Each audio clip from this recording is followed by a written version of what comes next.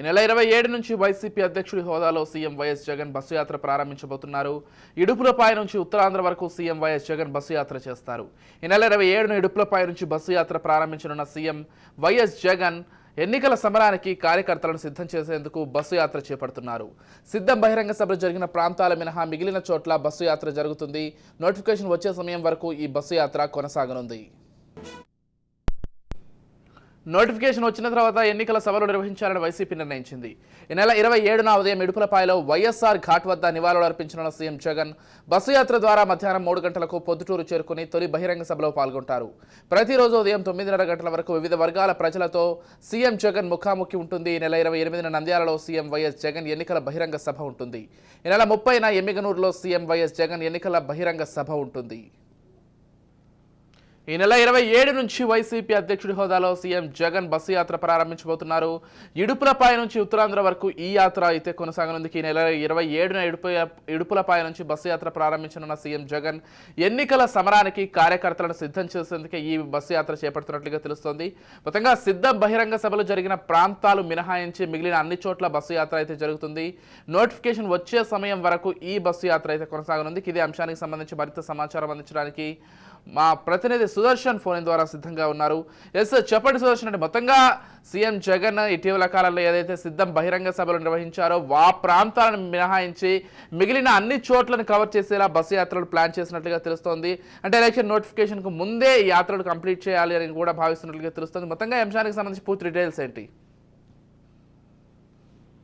ఈరోజు ఇడుపులపాయలో కూడా ఏర్పాట్లు దీనికి సంబంధించి ముమ్మరంగా జరుగుతూ ఉన్నాయి.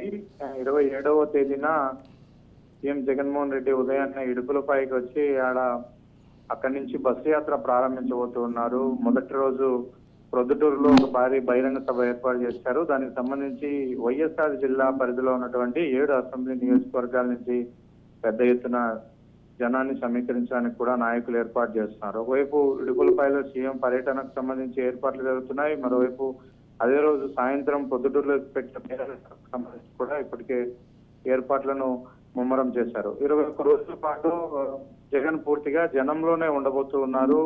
27వ తేదీ ఆయన ఒకసారి బయటకు వచ్చి ఇడుపులపాయలో బస్సు యాత్ర ప్రారంభించిన తర్వాత 21 రోజుల పాటు ఇంటికి కూడా వెళ్ళకుండా ఆయన పూర్తి స్థాయిలో ఎలాంటి హాలిడేస్ కానీ పండగలు కానీ వీటి సందర్భంగా కూడా విరామం ఇవ్వకుండా ఆయన యాత్ర చేయబోతున్నారు. అయితే మొదటి నుంచి కూడా కొన్న ప్రతిపక్షాలు ఎక్కువగా ఎనిమిది చేస్తున్న ఆరోపణలు, పరదాల సీఎం తాడేపల్లి ప్యాలెస్ లోనే ఉంటాడు, జనానికి దూరంగా ఉంటున్నారు, జనంలోకి వచ్చినప్పుడు కూడా పరదాలు కట్టుకుని ఇలాంటి విమర్శలన్నిటికీ చెక్ పెట్టే విధంగా ఆయన క్షేత్రస్థాయిలో ప్రజలను కూడా కలిసే అవకాశాలు ఈ బస్సు యాత్ర ద్వారా ఉన్నాయి. ఇప్పటికే నియోజకవర్గ ఇన్ఛార్జీలతో పెద్ద ఎత్తున మీటింగులు పెట్టుకున్నారు. కార్యకర్తలందరితో కూడా తాడేపల్లిలో ఒకరోజు వర్క్ షాప్ నిర్వహించారు. కాబట్టి ఇప్పుడు నేరుగా జనంతో కూడా కలవడం కోసం ఆయన ఈ బస్సు యాత్రని చేపట్టారు. కంప్లీట్ గా ఏదో ఇలా వచ్చి అలా వెళ్ళిపోవడం కాకుండా ఆయన పూర్తి స్థాయిలో ఈ 21 రోజుల పాటు ప్రజల్లోనే ఉండబోతున్నారు. అంటే రేపు నెల 18వ తేదీ వరకు కూడా ఆయన ఈ బస్సు యాత్రలోనే ఉంటారు.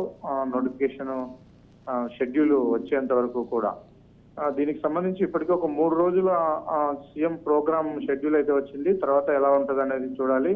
మొదటి రోజు ఇడుపులపాయి, ఆ రోజు సాయంత్రం ప్రొద్దుటూరులో సభ అయిపోయిన తర్వాత మళ్ళీ నంద్యాల, మరుసటి రోజు ఆళ్లగడ్డ నంద్యాలలో ఉంటుంది. తర్వాత రోజు కర్నూలు జిల్లా ఎమ్మిగనూరులో ఒక మీటింగ్ ఉంటుంది. అటు నుంచి ఆయన అనంతపురం జిల్లాకి వెళ్లే అవకాశం ఉంది. అంటే 27, 28, 29 ఈ 3 రోజుల పాటు షెడ్యూల్ అయితే ఇప్పటికే వచ్చింది.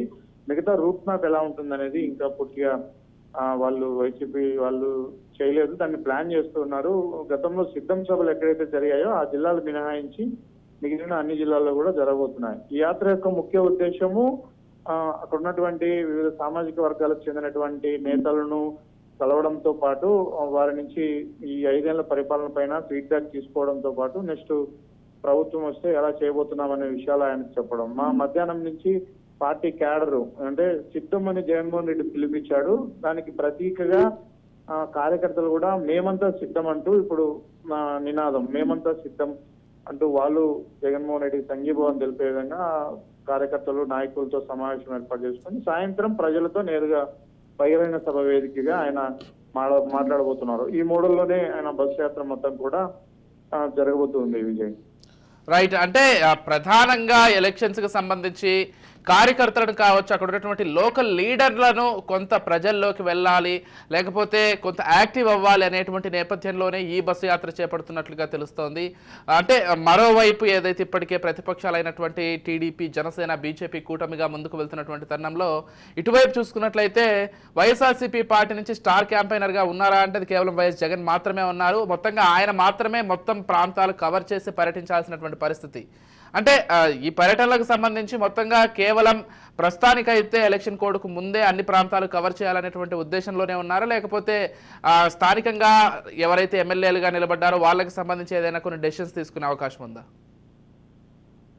ఎమ్మెల్యేలకు వీటికి సంబంధించి డెసిషన్ ఏం లేదు. ఇప్పటికే ఆయన తన ఎలక్షన్ టీంను అనౌన్స్ చేసేశారు. ఎమ్మెల్యే సీట్లు, ఎంపీ సీట్లు ఎవరెవరు ఎక్కడ పోటీ చేయబోతున్నారన్నది చేశారు. ఇక ఈ టూర్ లో ఒక ప్రధానమైన విషయం ఏంటంటే అసమ్మతి నేతలు చాలా నియోజకవర్గాల్లో 86 స్థానాల్లో జగన్మోహన్ రెడ్డి అభ్యర్థులను మార్చాడు. ఆయా స్థానాల్లో కొంతమంది చాలా అసమ్మతితో ఉన్నారు. వాళ్ళు పక్క పార్టీల వైపు కూడా చూస్తున్నారు. ఇప్పటికే కొంతమందిని విడతల వారీగా తాడేపల్లికు పిలిపించుకొని ఆయన బుద్ధగించారు. ఈ సందర్భంగా జిల్లాల పర్యటన సందర్భంగా, బస్సు యాత్ర సందర్భంగా కూడా ముఖ్యంగా అసమ్మతి నేతలపైన కూడా ఆయన ఫోకస్ చేసే అవకాశం ఉంది.